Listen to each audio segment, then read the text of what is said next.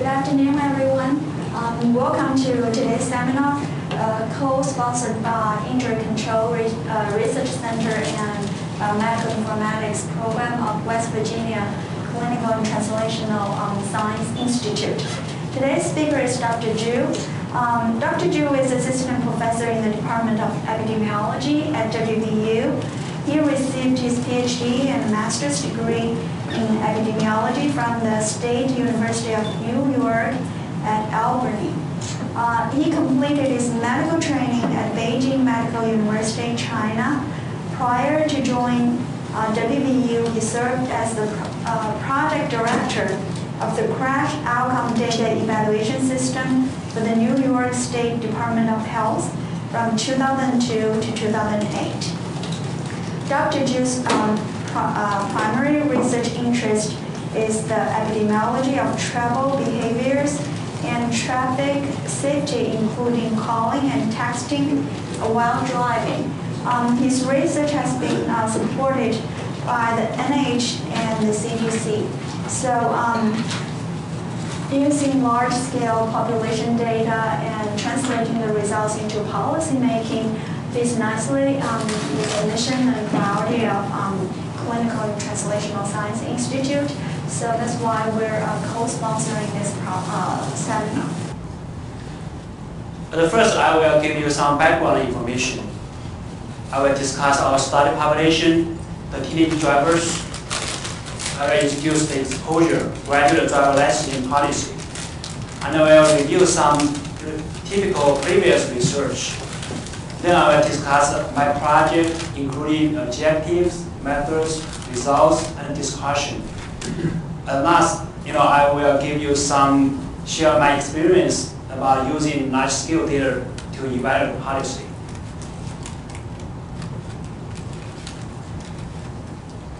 In many states, the minimum age to get a learner permit is 16. So a lot of 16 years old want a car as their birthday gift. Driving is cool for them. They are excited to be on the road, and driving makes them popular among their peers. So that's our study population. But we know they are not the safest drivers on the road. Traffic crashes are the leading cause of death among teenagers. They accounted to about 27% of all deaths among 16 to 19 years old in the United States. We look at their crash rate per mile driven when they are on the road. Actually, their crash rate is 6 times higher when we compare them to the adult drivers. So why do they have excess crash rate among teenage drivers? First, we know they have poor vehicle control skills. They brake hard, their acceleration is not smooth, and they have poor space judgment. I remember when I started learning to drive, I had difficulties about figuring out the passenger side border of my car. I know exactly about the driver's side, but I had difficulties about the passenger side. I can imagine the same issue for teenage drivers.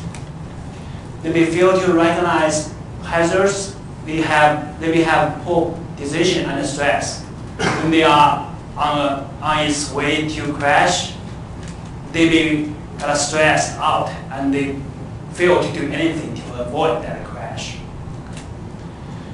They may also have risk driving behavior, such as cell phone use. We know a lot of teenagers text and will drive, and they may tweet while drive. They may browse the website. So that's very dangerous combination in addition to their poor vehicle control skills. And we also know that nighttime driving is dangerous because their vision is affected, and there are also some involvement in alcohol drinking at night, so it's dangerous to drive at night. There are also, in some situations, they have multiple young passengers because they may get distracted by the conversations within the car, and maybe there's peer influence to encourage speeding. So all these situations are dangerous for young teenager drivers.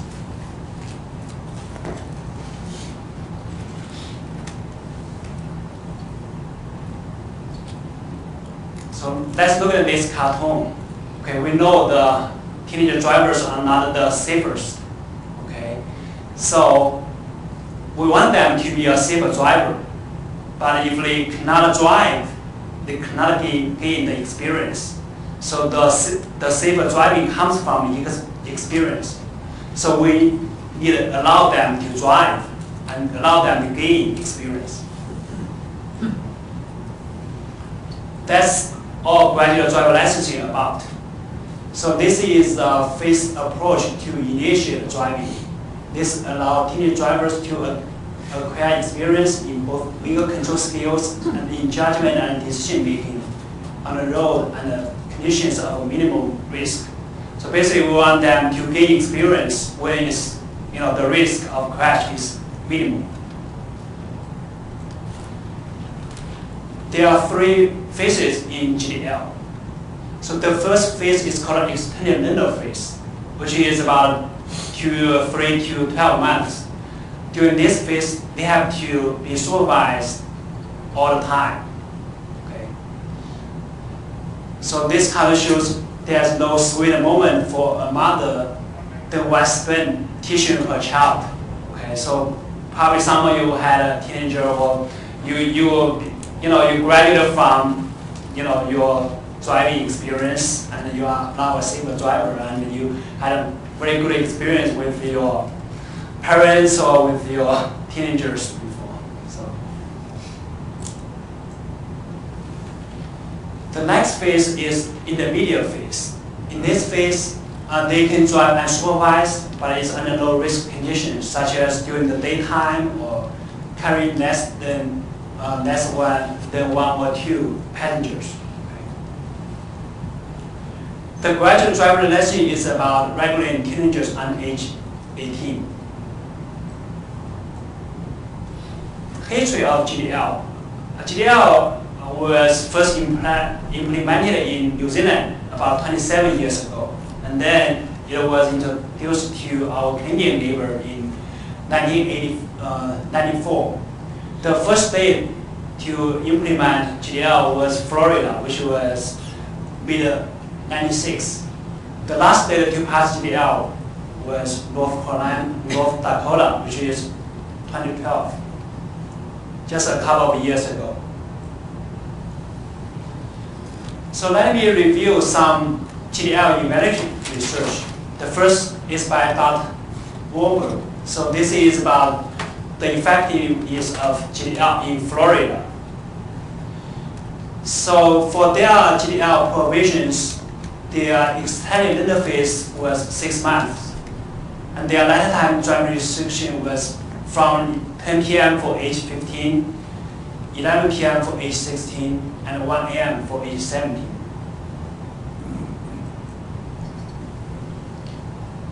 Their outcome measure is crash rate per person year.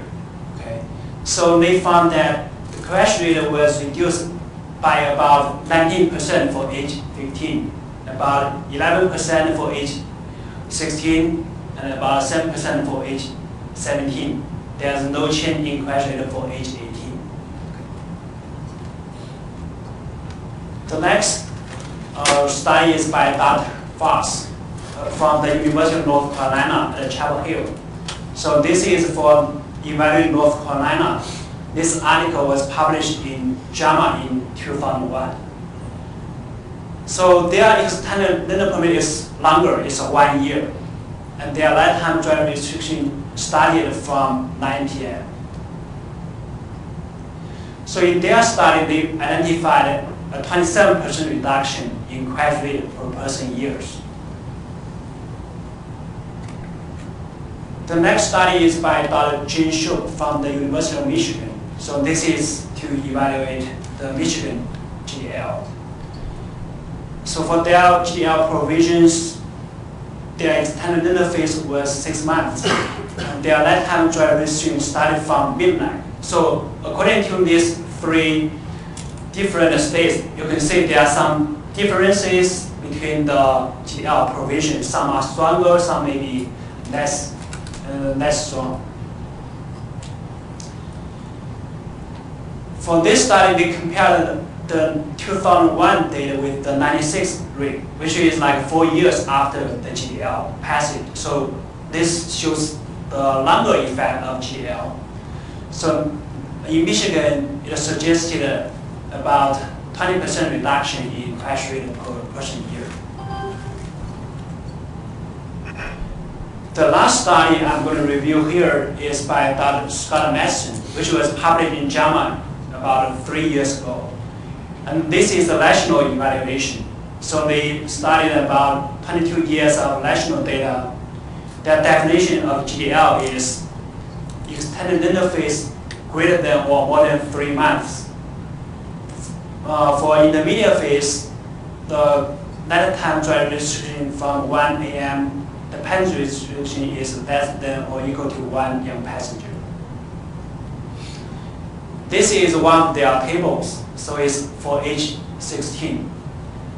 So the top 2 rows, so they have like a partial like GDL provision. Some is about like a window permitted holding period, the other is restrictions.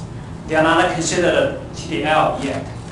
So the bottom 2 rows are for GDL. One is GDL with 1 restriction, the other is with 2 restrictions. So the bottom one is the stronger GDL.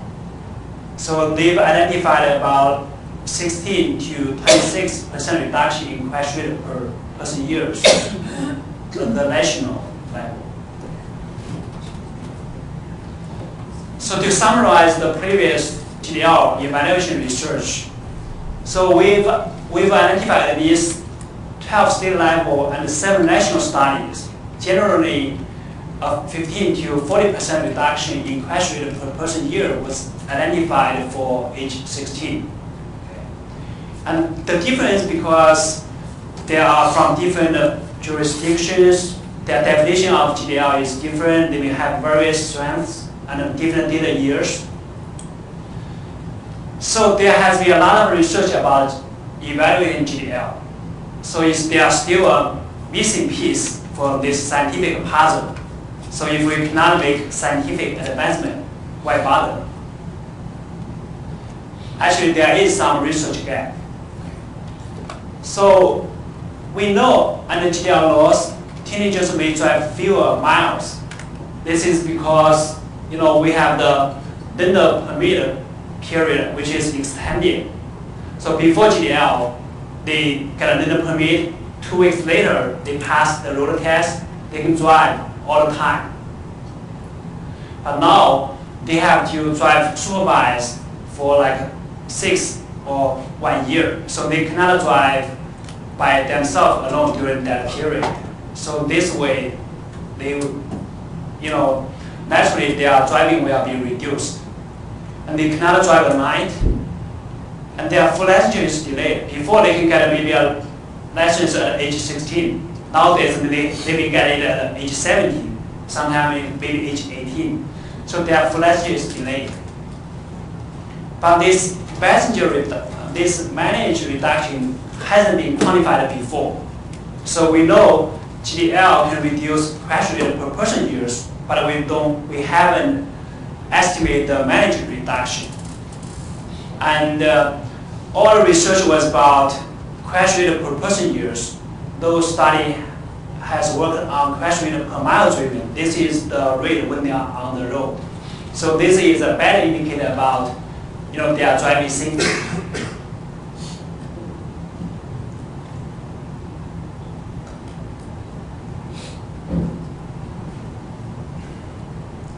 So my study objective was to estimate how GDL laws were associated with both mile driven and the fatal crash rate per mile driven.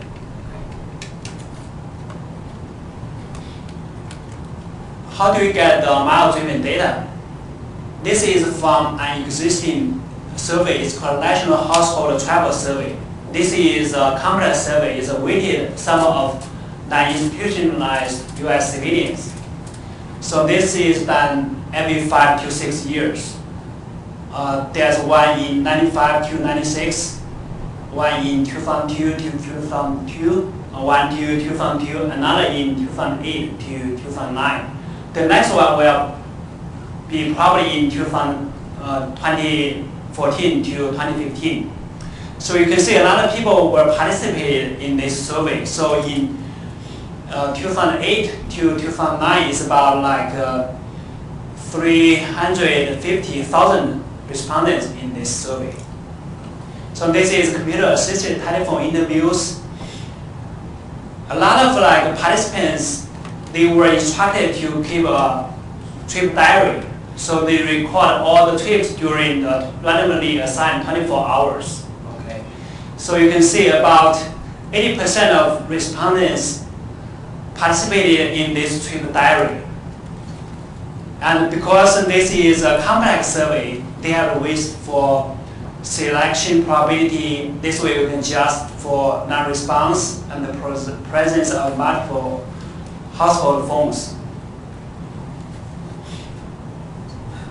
So our estimate of annual miles driven was from the trip diaries. And we estimate this for our 4 age groups, 3 survey periods, and also the GDL exposure. Our definition of GDL exposure was at the time of their trip diary. Okay, if they have passed GDL before the time of diary is considered, they were exposed to GDL. GDL applies to 3 ages, 16, 17, and 18. And our definition is a learner permit greater than or equal to 3 months.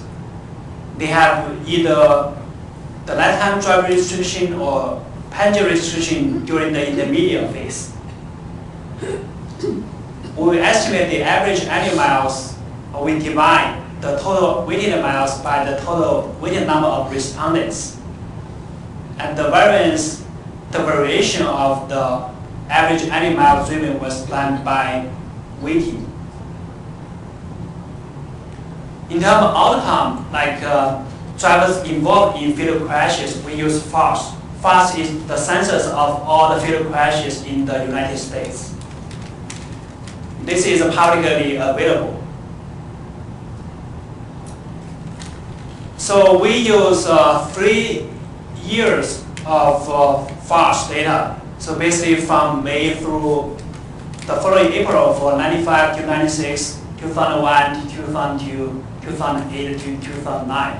This is trying to overlap with the National Household Travel Survey periods. And the GDL exposure was determined by the date of their crash.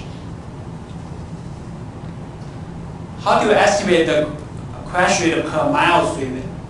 So to do that, we divide the count of drivers in fatal crashes by the total annual miles driven.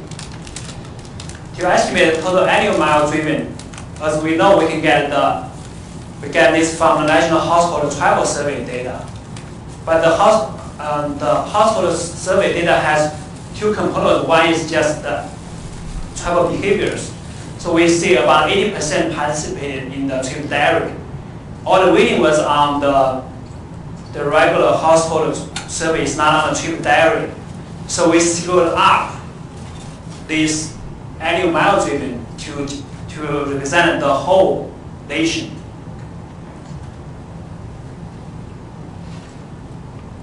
This is done by using the census count by the weighted respond count. Then we need to estimate the ratios. That's all epidemiology about. So we estimate the adjusted miles driven ratio for miles driven exposed to GDL compared to that when not exposed. This is done by method is called a variance weighted least square linear regression. Our outcome is the average annual miles driven. Our exposure is GDL. We have covariance are age, survey periods, and we use delta method to estimate the variance of the outcome. It's very important to control the temporal changes. As we know, over time, people's driving miles change, the crash rate change, and we know we have been seeing the decreasing trend in crash rate per miles driven over the years. To do that, we use two measures. The first is our control driver, age 20 to 24. They represent the non-GDL factors that can influence the miles driven, such as traffic enforcement, economy, and the general traffic or miles driven trend. The other measure here is we have three teenage groups, 16, 17, and 18. Some are covered by GDL, others are not. But including them in the regression, and they also help to control the temperature change in miles driven. The next measure is adjusted rate ratio per mile driven. Okay, so this we use the same variance median least squares linear regression. The last measure of association is adjusted rate ratio per person year. Okay. This is the multiplication of adjusted miles ratio and adjusted rate ratio per miles driven.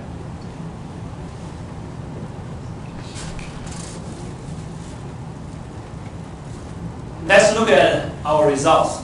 The first table is about average annual miles driven. So let's look at age 16.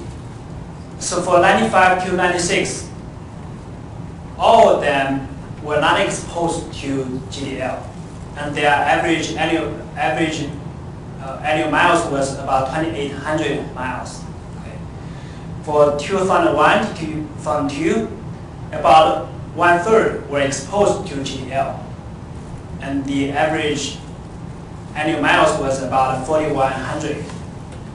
About 2/3 were exposed to GDL, and their average annual miles was lower, okay, compared to those who are not exposed to GDL. For 2008 to 2009, almost all of them were exposed to GDL, and when 16-year-olds were exposed to GDL, their mileage was lower.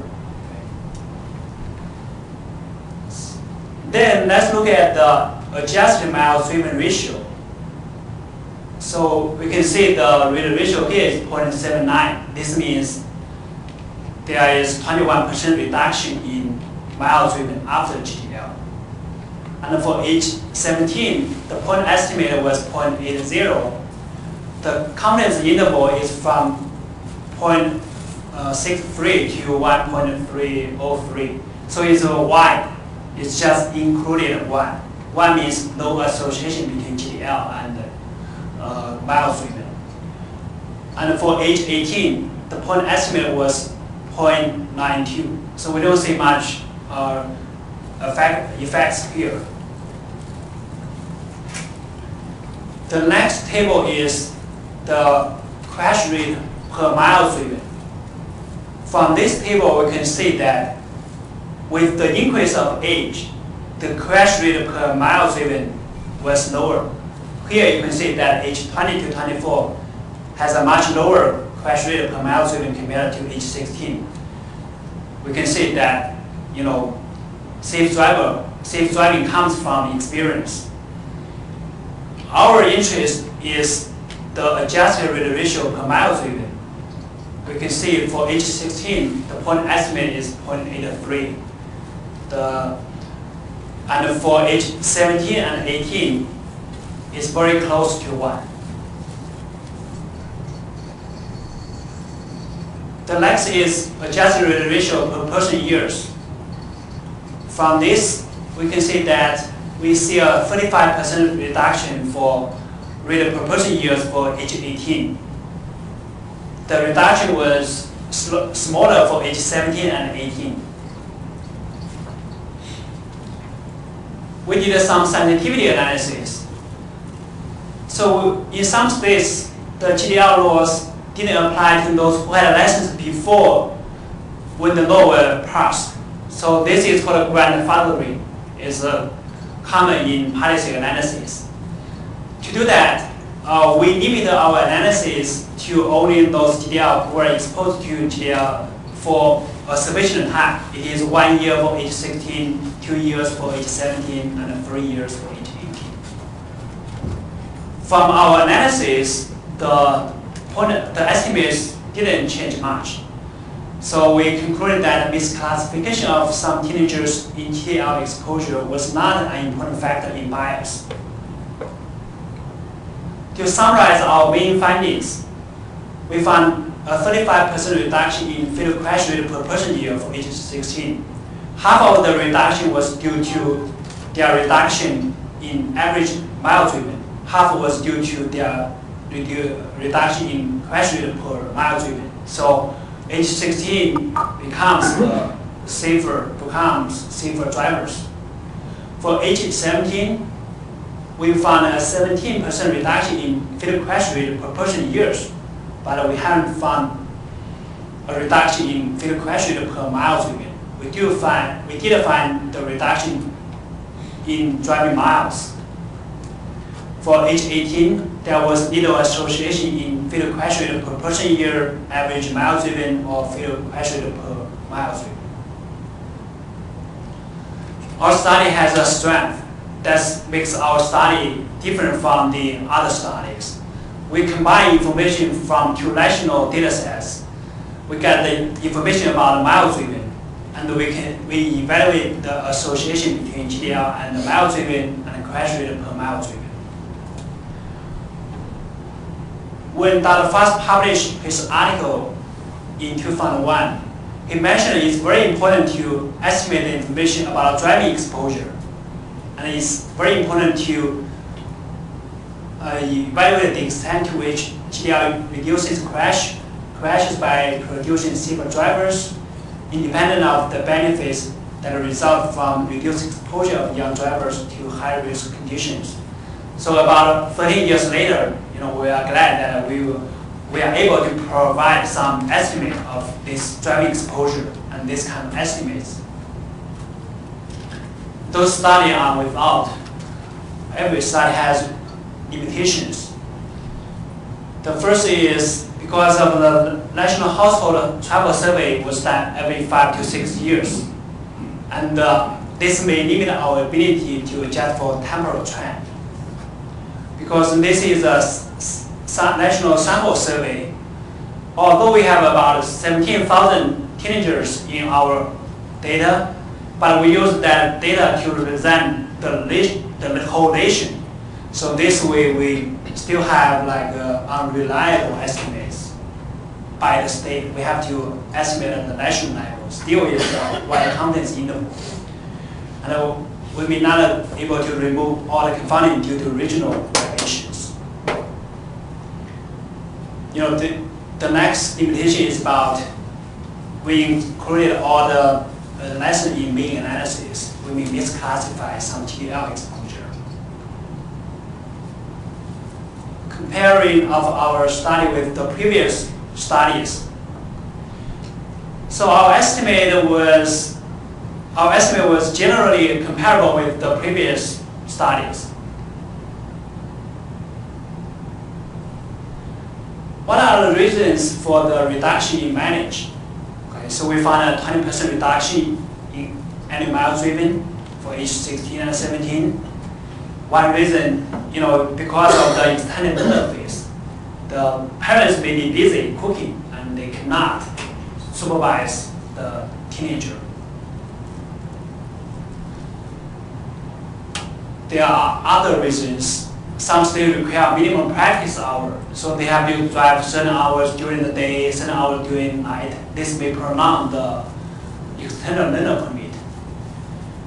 And we know that the minimum age for intermediate licensure older than that for full licensure before GDL. So now, before they got a licensure, they got a learner permit at age 16, they may be able to drive unsupervised at age 16 years and 1 month later. But now they have to wait until age 17 or 18. So basically, they cannot drive unsupervised now. And they cannot drive during certain hours at night. For some teenagers, because it's, they don't want to go through all the trouble through GDL.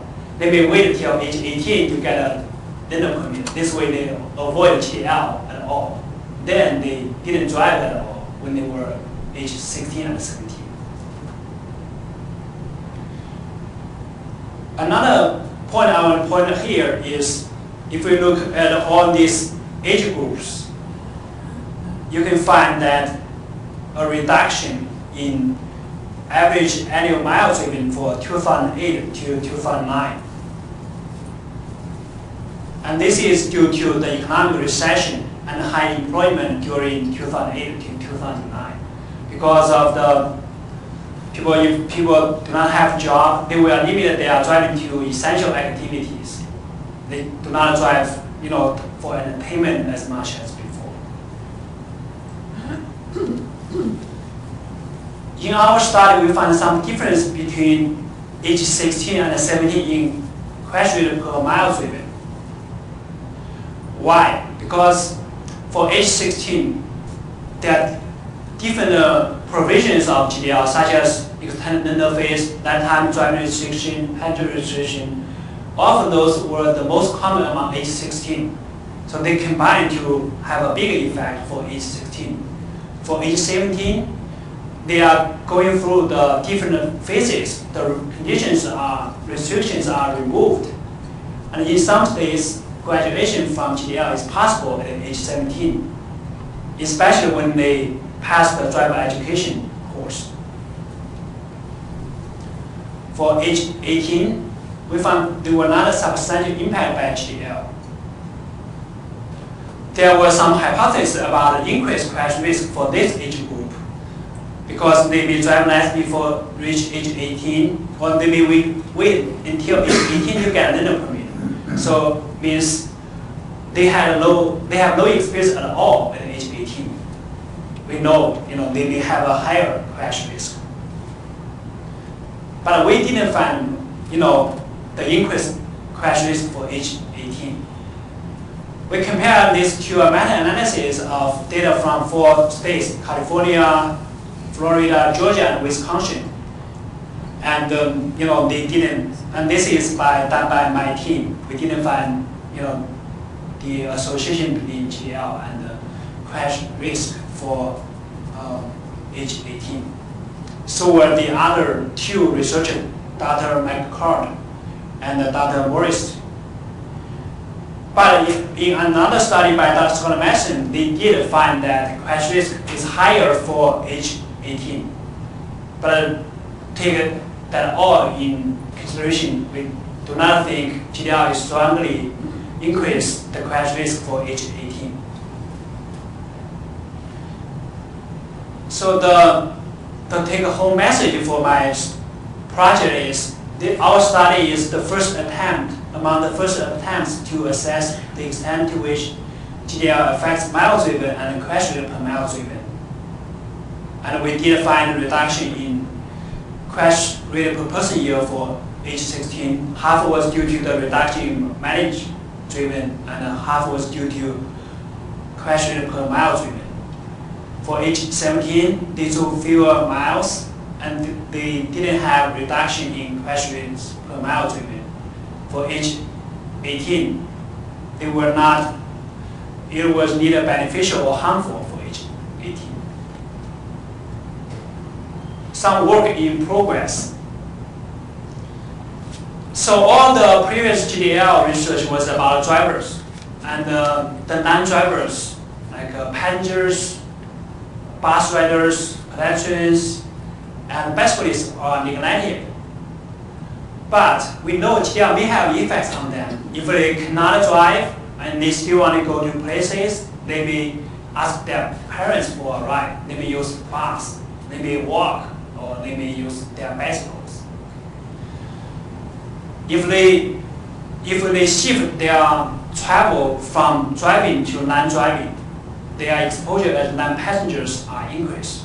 So they may have more injuries as passengers or pedestrians, and they may cancel out the reduced driver injuries.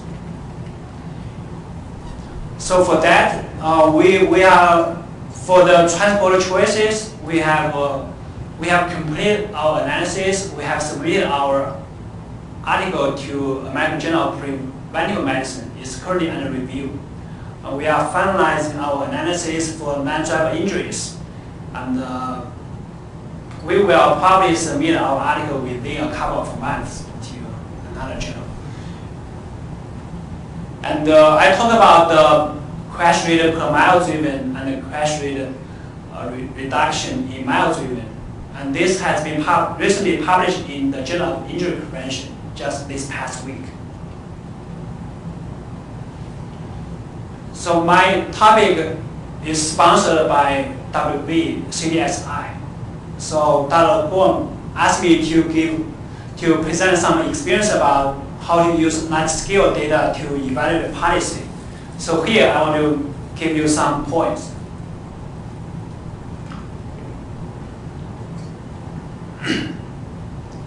So the first is key to have routine surveillance.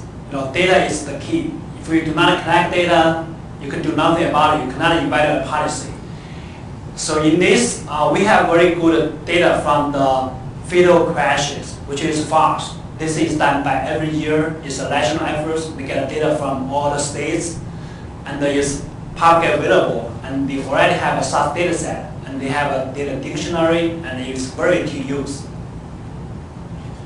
Another key is to have multiple data sources. You may have one data can answer one question from one perspective. Another data answer the other perspective. By combining the data sources, it may give it a more complete picture. For example, here we have the managed data from the National Household Travel Survey. This is very critical in evaluating GDL.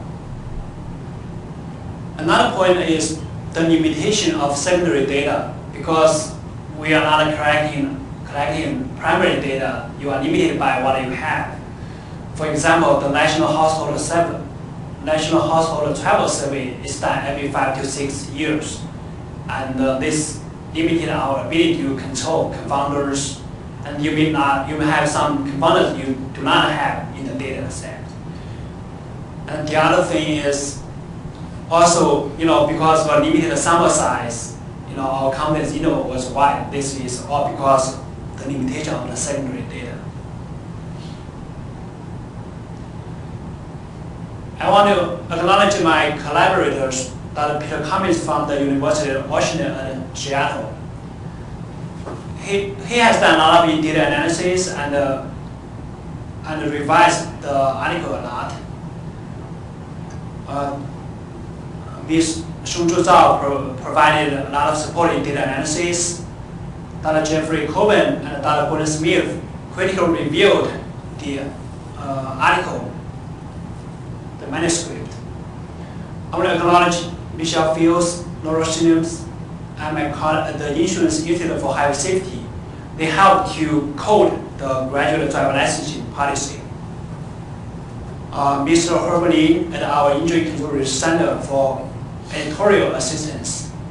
Our main findings from the CDC, my R21 project, some of the findings were from the NIH, my R1 project.